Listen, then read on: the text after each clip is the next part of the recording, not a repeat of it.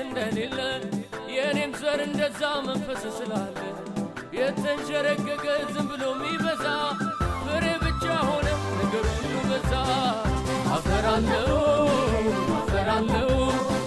ገና ገና ገና እኔ አላየው ታውጥቼ አውርጄ አንድ መላስ ተስፋፋለ ያለው የፍሬ ዓመት ነው ብሎ ተናገረው ስለኔ የሞተ ኢየሱስ እኮ ነው አፈራለሁ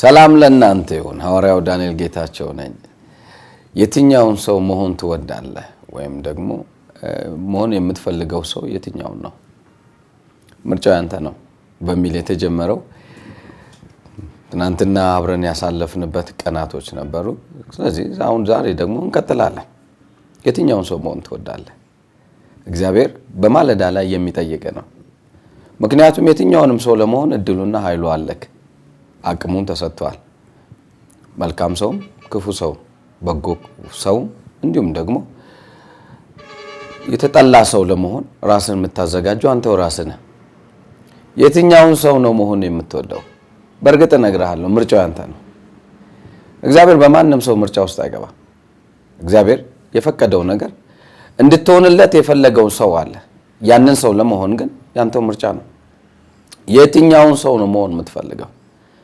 ለምሳሌ ማጨስ ትፈልጋለህ ምርጫ ነው አለማጨስም ምርጫ ነው እግዚአብሔር አስገድዶ አያስቆመም ማዋሸት ትፈልጋለህ ምርጫ ነው አለማዋሸትም ምርጫ ነው ማታለል ትፈልጋለህ በዚህ ማለዳ ላይ የምነግርህ ምርጫክ ነው አለመታለልም ምርጫ ነው የትኛውን ሰው መሆን ነው የምትፈልገው በህይወት ላይ ፕሮግረስ ማምጣት ትፈልጋለህ ምርጫ ነው ወይም መቀነስ ትፈልጋለህ ምርጫ ነው በህይወት ዘመን የተሰጠ ነገር በክርስቶስ የምርጫ ጉዳይ ነው ስለዚህ የትኛውን ሰው መሆን ትወዳለህ ጥያቄው ላንተ ነው ድሮ በሰይጣን እስራት ውስጥ ስለነበርን የማንወደውን እንኳን ልናደርግ እንችል ነበር አሁን ግን በክርስቶስ ገብተናል በክርስቶስ ከገባን የክርስቶስ የወደደው ነው የሚሆነው ብለህ ልትቆም አትችልም ክርስቶስ ያደረገው ነገር ምርጫ ነው የሰጠን በጣም ከሚገርመኝ ነገር ሰዎች እንዲህ ሲሉ እግዚአብሔር ከወደደ ይሄ ነገር በህይወቴ ላይ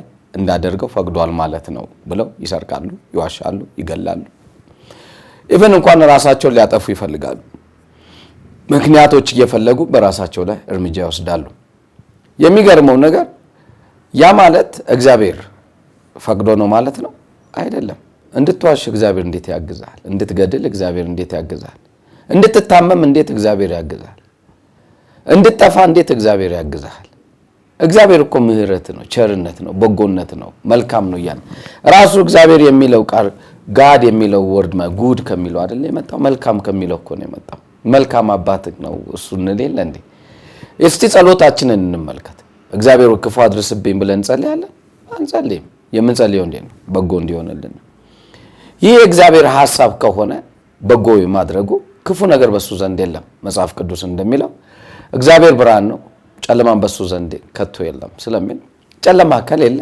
ጨለማውን ያመጣው ማን ነው ማለት ነው ጨለማው በህይወት ውስጥ እንዲኖር የምታደርገው የፈቀድክለት አንተ ነህ በአንተ ህይወት ውስጥ ጨለማ እንዲጨልም አይፈልግም እግዚአብሔር ክፉ እንዲደርስብህ አይፈልግም እግዚአብሔር በምንም አይነት መንገድ ሁን ያንተን መውደቅ አይፈልገው መነሳት ነው የሚፈልገው መቆም ነው የሚፈልገው ማንሳት ነው የሚፈልገው የእግዚአብሔር መንገዱን ስትመለከተው በጎ ነው እንግዲያውስ በማለዳ ላይ ዛሬ የምንማወራችሁ የትኛውን ሰው መሆን ትወዳለህ በሚል ነው ብዙ ጊዜ ሰዎች የሚያስቡት ሐሳብ የትኛውን ሰው መሆን ትወዳለህ ሲባል በጎ ነው የሚለው እውነት ነው በጎ ነው ነገር ግን አክሽን ታደርጋለህ ምክንያቱም በጎውን ሐሳብ ለማድረግ የምትፈቅድ ከሆነ በጎ የሆነው ነገር ወደ አንተ ህይወት እንዲመጣ የምትፈቅድና የምትወድ ከሆነ ዛሬ የምነግርህ የመጀመሪያው ቀን እንደነገርኩ ምርጫው ያንተ ነው አሁንም ደግሜ እላለሁ ምርጫው ያንተ ነው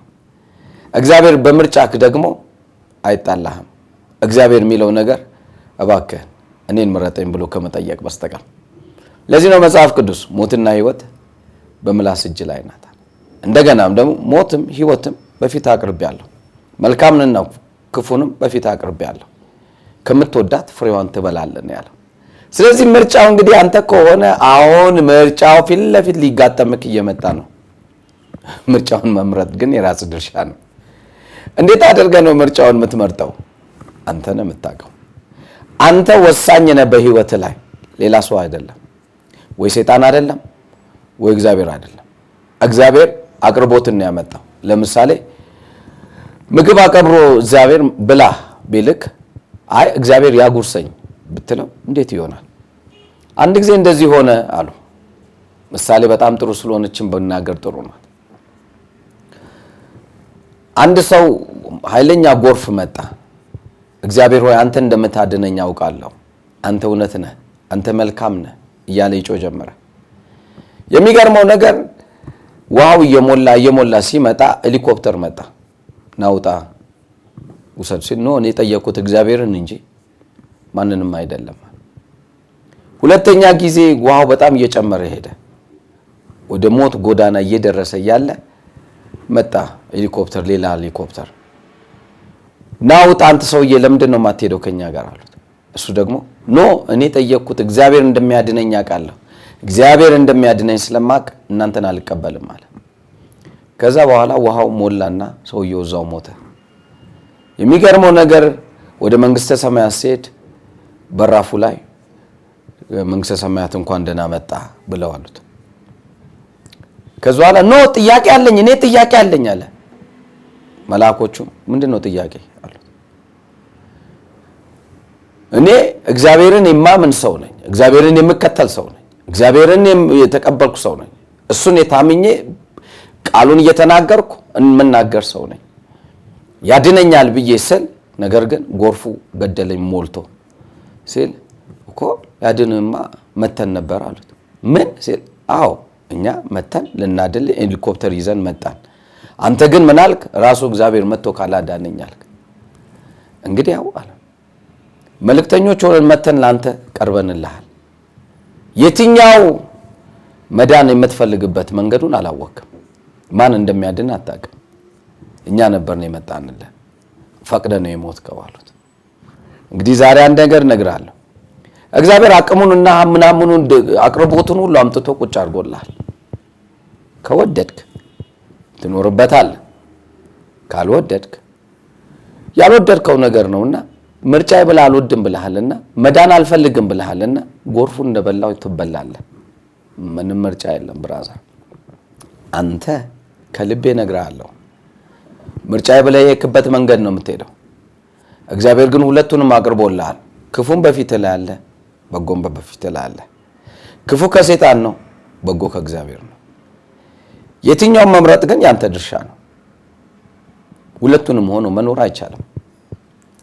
እንግዲህ ውስጥ ባለፈው ትናንትና ስናገር የተናገርኩት ፓርት አንድ ነገር አለ። እግዚአብሔር ዓለም ሳይፈጠር በፊት አንተን አስቦ ወለደ በሚለው ፕላንና እቅድ አድርጎ ነበር የወለደ። ፕላን እቅድ አድርጎ ከወለደ ወደዛ ፕላን ውስጥ እንድትኖርለት ነው የእግዚአብሔር ሐሳብ። እግዚአብሔር የሚያስበው ሐሳብ ደግሞ መልካም ነው፣ በጎ ነው፣ ያማረ ነው፣ ፍጻሜም ያለው ነው። ኤርምያስ 11 ቁጥር 29 ላይ እንዳለው ማለት ነው። እንግዲህ አሁን እንደዛ ከሆነ ዛሬ እግዚአብሔር ሊያወራ የሚፈልገው ነገር ከእናት ማህፀን ለይቼሃለሁ ብሎ ማውራት ከጀመረ እግዚአብሔር ከእናት ማህፀን የተለየ ለይቶ ያወጣክ እግዚአብሔር ለሚቀጥለው እርምጃክ የምትሄድበትን አቅምና ጉልበትም ልክ እንደዛው ነው። እንዴት በእናት ማህፀን ውስጥ እንደኖርክ ታውቃለህ? አታውቀውም። ነገር ግን እግዚአብሔር እዛ ውስጥ አኑሮሃል። እቅድ ነበረው፣ ዓላማ ነበረው።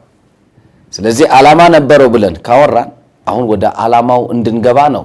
ባይዘው በቴሌቪዥንም በቸርችም በየትኛውም በኩል ላይ ትምህርቱ የሚሰጠው እግዚአብሔር ወደ ዓላማው ለማስገባት ስለሚፈልግ ነው።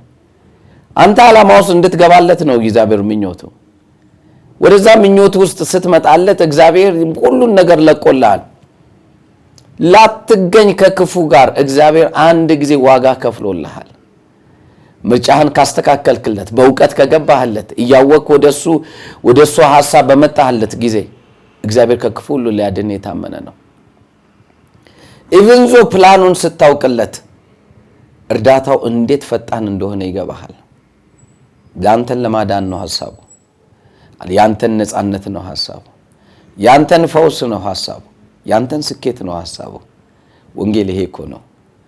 የወንጌል አቅሙ እኮ ይሄ ነው።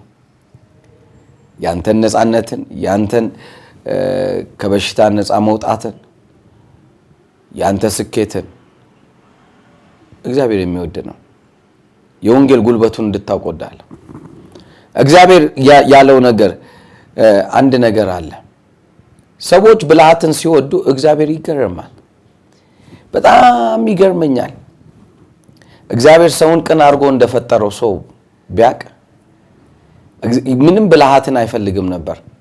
በእግዚአብሔር አሰራር ውስጥ በመግባት ከቅኖች ጋር ቅን ሆኖ ይገኛል ስለሚል መጽሐፍ ቅዱስ ወደዛ ይመጣ ነበር።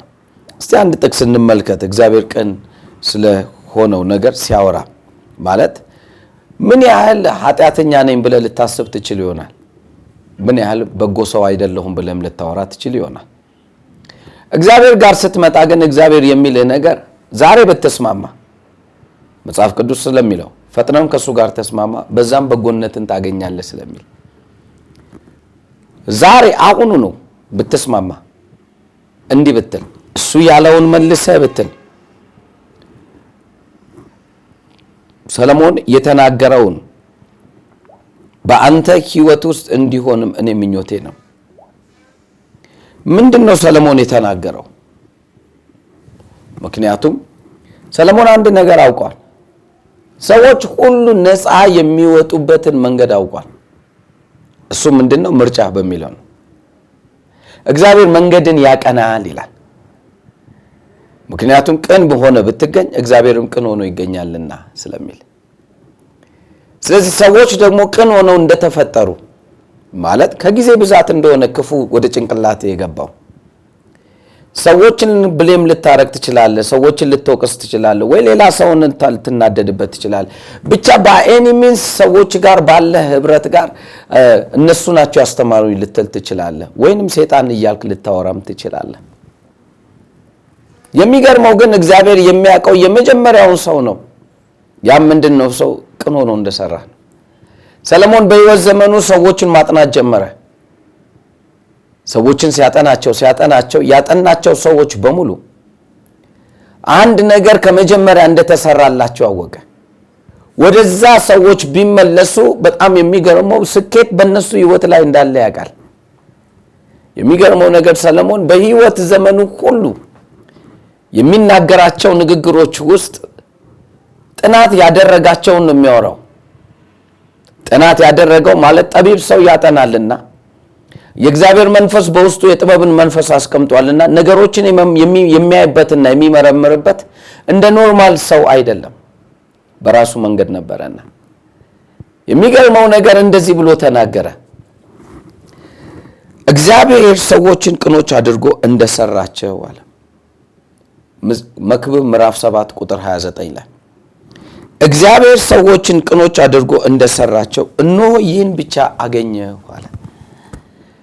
ይህንን ብቻ ነው ያገኘሁት። እኔ ሰርች ማለት እግዚአብሔር ፊት ላይ ሰዎችን ማጥናት ሲጀምር ይህንን ነው ያገኘሁት። ለምሳሌ ተመልከት መጽሐፍ ቅዱሳችን ላይ ሰለሞን የተናገረው ስለ ገብረ ጉንዳን፣ ስለ አውራሪ፣ ስለ አንበሳ፣ ስለ ዶሮ፣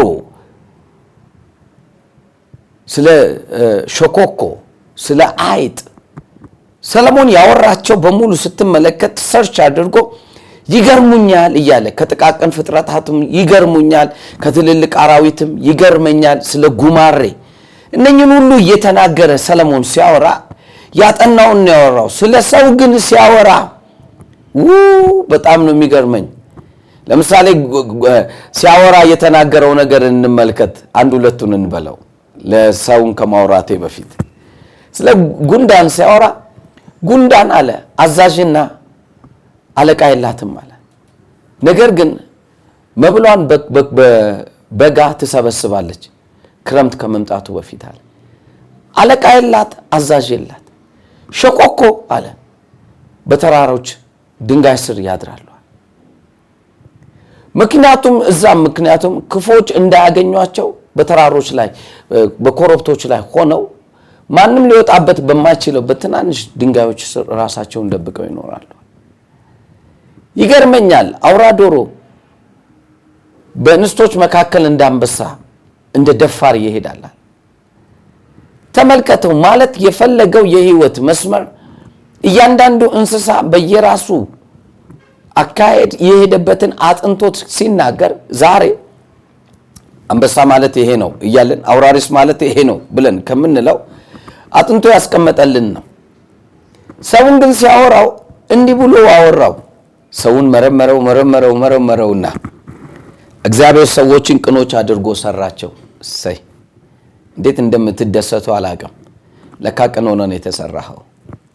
ደግሜ እላለሁ ለካ ቅን ሆነህ ነው የተሰራኸው። ደግሜ እላለሁ ለካ ቅን ሆነህ ነው የተሰራኸው። እግዚአብሔር ሰዎችን ቅኖች አድርጎ እንደሰራቸው እነሆ ይህን ብቻ አገኘው። ሰለሞን የሚያወራውን ተመልከት። የእግዚአብሔር መንፈስ ያለበት ሰው ነው። ይህንን ብቻ አገኘው። ታዲያ ሰዎች ቅኖች ሆኖ ሳሉ ለምን ክፎች ሆኑ ብለህ ልታስብ ትችል ይሆናል። ክፎች የሆኑበት ምክንያቱ አንድ ነው።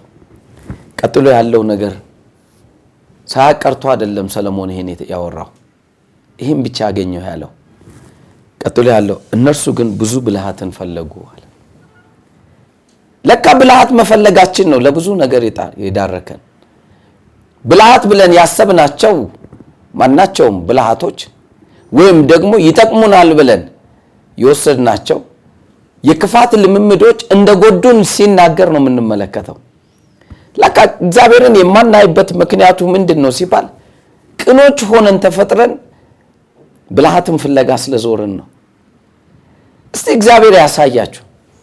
እናንተ ቃል ተናግራችሁ እጃችሁን ጭናችሁ ስትፈወሱ የመጨረሻ ሞኝነት ነው። የመጨረሻ ማስተሳሰብ ነው። እግዚአብሔር ይባርከናል ብሎ ማሰብ የማታዩት እግዚአብሔር በእናንተ ህይወት ላይ ይሰራል ብላችሁ ያላያችሁት፣ ያልዳሰሳችሁት፣ ያልቀመሳችሁት ሳታዩ ዝም ብለህ የምትወደው እግዚአብሔር እሱ ሰላሜ ነው ብለህ ስትል አብሮክ ያለን ዞር ብትል ቤት ውስጥ ያለው ነገር ብታየው ያው ያስቀመጥከው የገዛኸው ዕቃ በስተቀር ሌላ የምታየው ነገር ምንም የለም። ነገር ግን እሱ ከኔ ጋር ነው ብለህ ስታወራ በኔ ውስጥ ይኖራል ብለህ ስታወራ ቅንነት ነው። የሚገርመው ነገር ይህ ቅንነት ግን ከሚደንቅህ በላይ እሱን ያሳያል። የእሱን እርዳታ ያመጣልሃል። የሚደንቅ ነው። እንዴት እርዳታው ሊመጣብልኝ ቻለ ብለህ ልታወራ ትችል ይሆናል። ቅንነት ነው የሚያመጣው። ምክንያቱም ቅን ሆነህ ነው የተፈጠርከው። የእሱ ህይወት ነው ባንተ ህይወት ውስጥም ያለው። እንዴት እንደምትረዳኝ ባላቅም ነገር ግን አንድ ነገር ብልሃትን ብለህ የምታስባቸው ሰውኛ አስተሳሰቦች፣ ብልጠቶች ወዴትም እንደማያደርሱ ግን እነግርሃለሁ። እነሱ የሚያደርሱ ከአንድ ቦታ ነው። ብልሃትህ ያውጣክ ብለው ነው። ብልሃት ደግሞ ማለት አንተ ብልህ ነኝ ብለህ በህይወት ላይ ይወሰድከው። ለምሳሌ እግዚአብሔር የሚባል የለም፣ እግዚአብሔር የሚባል የሚረዳ የለም፣ እንደዚህ ነው። ስለዚህም እግዚአብሔርም አለ ብለክ ነገር ግን በራስ ብልሃት ግን በራስ ጥበብ በራስ አካሄድ ውጤታማ ሰው ለመሆን የምታስብ ከሆነ በውስጡ ሐዘን ይኖራል። ለዚህ ነው መጽሐፍ ቅዱስ የእግዚአብሔር እንኳን ባለጠግነት በውስጡ ሐዘን የለም ማለት። የምድርስ ባለጠግነት ውስጡ ሐዘን አለ። የምድር ስኬት ውስጡ ሐዘን አለ። ኤኒ ታይም ሊጠፋ ይችላል። ከእግዚአብሔር ጋር ግን በቅንነት ያስኬድከው ለልጅ ልጆች ይተርፋል። አየልዩነቱን አካሄደን ብታስተካክል አካሄደን ከሱ ጋር ብታወጣ በዚህ ማለዳ ጠይቀሃለሁ።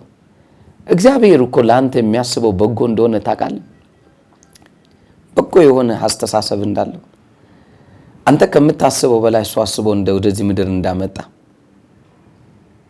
ኢትዮጵያዊ ለመሆን ተወልደሃል። ካልሆንኩ ብለህ ተከራክረን የመጣኸው አይደለም። በዛ መልክም አልመጣህም እዚህ ምድር ላይ። በዛ መልክም እዚህ ምድር ላይ እንድትኖርም አልተፈቀደልህም። የሚገርመው ነገር እሱ አስቦ ነው ያመጣክ። እሱ አስቦ ነው ወደዚህ ውስጥ ያስገባ። እሱ እዚህ ምድር ላይ እንድትወለድ ያደረገበት ምክንያት ከምንም በላይ አስቦ ነው። አንዳንዶቻችን ተወለድን ብለን የምናስበው በአጋጣሚ ነው ልንል እንችል ይሆናል። አንዳንድ ሰው ይናገራል እናቴ ተደፍራ ነው የተወለድኩት። የሚገርመው እናትህም ተደፍራ ብትወለድ የእግዚአብሔር እቅድ አለ። የእግዚአብሔር እቅድና ዓላማ አለ። ለሚቀጥለው የህይወት መስመርክ በእጅክ ላይ ነው እንጂ ያለው በማንም ሰው ላይ የለም። እጅክ ማለት ፈቃድክ የወደደውን እንደሚሆን እንደምታደርግ ካላወቀው በጣም የሚገርመው ነገር በህይወት ውስጥ አንድ ነገር ሚስ አድርገህ ትኖራለህ። ያው ምንድነው? እግዚአብሔር ለአንተ ያሰበውን ሐሳብ ሳትኖር የራስ ብልህነት እየጎተተክ ይዞክ እንደሚሄድ ያ ብልህነት ደግሞ ወደ ፍጻሜው አያደርስም። ደግሜ እላለሁ ወደ ፍጻሜው አያደርስም፣ ያቆማል። ምክንያቱም ካንተ የባሱ ብልሆች ወደ ቤትህ ይመጣሉ፣ ወደ ስፍራክ ይመጣሉ፣ አንተን ይበሉሃል፣ ይውጡሃል። ነገር ግን እንዳይወጡ የምትፈልግ ከሆነ ወደ መጀመሪያ ወደ እግዚአብሔር ሐሳብ ና። ሰዎች እነርሱ ግን ብዙ ብልሃትን ፈለጉ ነው ያለው። ብዙ ብልሃትን ስትፈልግ ብዙ ሉዝ የምታረገው ነገር አለ።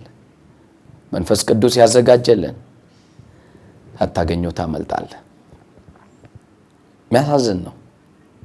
እግዚአብሔር ለምድር በረከት አድርጎ ፈጥሮክ ሳለ አንተ ግን ከምድር በረከት ውጪ በሆነ መልክ ራስህን አዘጋጅተህ በራሴ ጥበብና ማስተዋል በራሴ አስተሳሰብና ጉልበት ወደሚቀጥለው ሄዳለሁ ካልክ እንዴት ከእግዚአብሔር ጋር እንደምትተላለፍ ተመልከት። ላንተ ነው መጽሐፍ ቅዱስ ሐሳቤ ከሐሳቤ መንገዴ ከመንገዳችሁ ጋር አይገናኝም ያለው የሱን ፕላን ሚስ ያረጉ ሰዎችን እንጂ ከሱ ፕላን ጋር የሚሄዱ ሰዎችን እግዚአብሔር እንደሱ አይላቸው። አሁን ስለናንተ ማስባትን ሐሳብ አውቃለህና ከመንገዴ ጋር አብረህ ትወጣለህ ይላል። ከሐሳቤ ጋር አብረህ ትሄዳለህ። ሩጫ ካይጠብም መንገዴ የተዘጋ አይሆንም። ነገር ግን በበጎ የተዘጋና በበጎ መልካም የሆነ ነገር ይጠብቃል ይላል። የትኛውን ሰው መሆን ነው የምትወደው? አሁንም እጠይቅሃለሁ፣ ቅኖች ሆነ የተፈጠርከውን የሱን ዕውቀት መፈለግ። ለምሳሌ ምን ይባላል?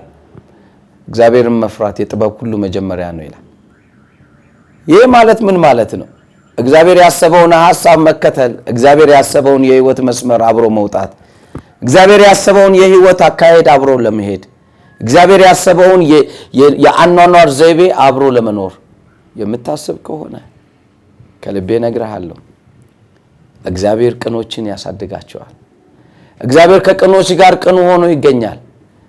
እግዚአብሔር ከቅኖች ጋር አብሮ የሚሄድበት መንገዶችን ከፍቶለታል። የትኛው ሰው ነው የምትሆነው? አሁንም ምርጫ ሰጣለሁ። አጥብቄ የምጠይቅህ ለአንድ ዓላማ ነው። ቅን ሆነ የተፈጠርክበትን ዓላማ ትጓዝበት ዘንድ እፈልጋለሁ። ምንም ነገር እንደማታጣወቅ ምንም ነገር።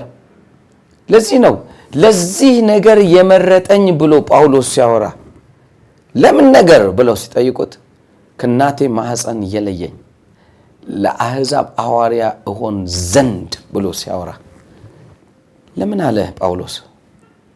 የተመረጠበትን የህይወት መስመር ያውቀዋል። የተፈጠረበትን የህይወት መስመር ያውቀዋል።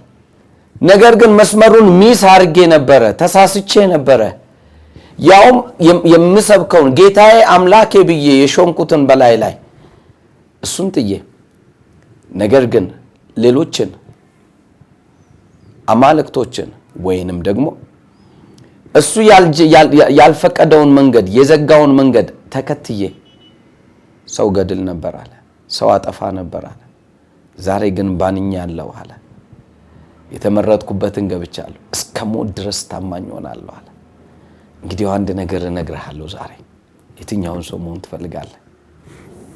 እግዚአብሔር ሰዎችን ቅን አድርጎ ፈጥሯቸዋል። እነሱ ግን ብዙ ብልሃት ፈለጉ። ብዙ ብልሃት አትፈልግ። ስታየው ሞኝነት የሚመስል ቃል አለ። እስቲ ተቀበለውና በህይወት መልካምነት ይታይ። ይህ ማለዳ ያንተ ነው። የደስታ፣ የኃይል፣ የፍቅር የሰላም እንዲሁም የመከናወን ቀን ይሆንልህ። God bless you. I love you. አምናለሁ ባያችሁት የታምራት እጆችና በእግዚአብሔር ክብር እንደተባረካችሁ። እግዚአብሔር ርቀትና ሁኔታዎች እንደማያግዱት አምናለሁ። የእግዚአብሔር ቃል እንደሚናገረው ቃሉን ላከ ፈወሳቸው ከመከራቸው ማዳናቸው ተብሎ እንደተጻፈ ማናቸውም በስጋችሁ ላይ ያለ በሽታ እንዲሁም የተለያዩ ቀንበር ዛሬ በጌታ በኢየሱስ ስም በዚህ በመናገረው ቃልና የታምራት መንፈስ እንደምትፈወሱ አምናለሁ። የእግዚአብሔር ቃል ዛሬም አላረጀም። ባላችሁበት ሆናችሁ ፈውስ እንደሚያገኛችሁ አምናለሁ። ስለዚህ በሚያማችሁ ቦታ ላይ እጆቻችሁን ትጭናላችሁ። አብረንም እንጸልያለን። እግዚአብሔር ታምራትን ያደርጋል። በጌታ በኢየሱስ ክርስቶስ ስም እናገራለሁ። እጆቻችሁን በጫኑበት ቦታ ላይ የመንፈስ ጣት በዚህ ሰዓት ላይ ትመጣ ዘንድ ጸልያለሁ። አባት ሆይ ቃልህ እንደሚናገረው ማናቸውም የውስጥ ደዌዎች እንዲሁም ደግሞ የውጭ ቆዳ ላይ ያለ በሽታ አጥንት ውስጥ ያለ በሽታዎችን ሁሉ በኢየሱስ ስም ረግማለሁ። በተለያየ አይነት ጀርባቸውን የሚያማቸው የዲስክ መንሸራተትን ጨምሮ በጌታ በኢየሱስ ስም እመታለሁ። በጌታ በኢየሱስ ስም ጎንበስ ማለት ሁሉ የሚያቀታቸው ከተለያየ አይነት ምክንያት የመጣ በኢየሱስ ስም አነሳለሁ። በጌታ በኢየሱስ ስም ያጥንት ስብራቶችን በጌታ በኢየሱስ ስም አነሳለሁ። የውስጥ ደዌ፣ የካንሰር፣ የደም ብዛት፣ የደም ማነስ እንዲሁም ደግሞ የተለያየ ስኳር በሽታዎች ኤችአይቪን ጨምሮ በጌታ በኢየሱስ ስም የተፈወሱ ይሆኑ ዘንድ ጸልያለሁ። በጌታ በኢየሱስ ስም የአይን ህመሞች ሁሉ የተነሱ ይሆኑ። የድንቁርና መንፈስ ጆሮን የሚደፍን የሚመግል እንዲሁም ደግሞ ሽታን የሚያመጣ ካፍንጫና ካፍ በጌታ በኢየሱስ ስም ሽታው የተረገመ ይሆን ዘንድ ጸልያለሁ። እንዲሁም በጌታ በኢየሱስ ክርስቶስ ስም እናገራለሁ። የጉበት የኩላሊት እንዲሁም የጣፊያ የተለያየ የሆድ ቃመም የአንጀት ቁስለት የትንሹ አንጀት የጨጓራ ህመሞች ሁሉ በኢየሱስ ስም የተፈወሱ ይሆኑ ዘንድ ጸልያለሁ። እግር ላይ ያለ እብጠቶች ሁሉ በጌታ በኢየሱስ ስም የተፈወሱ ይሁን።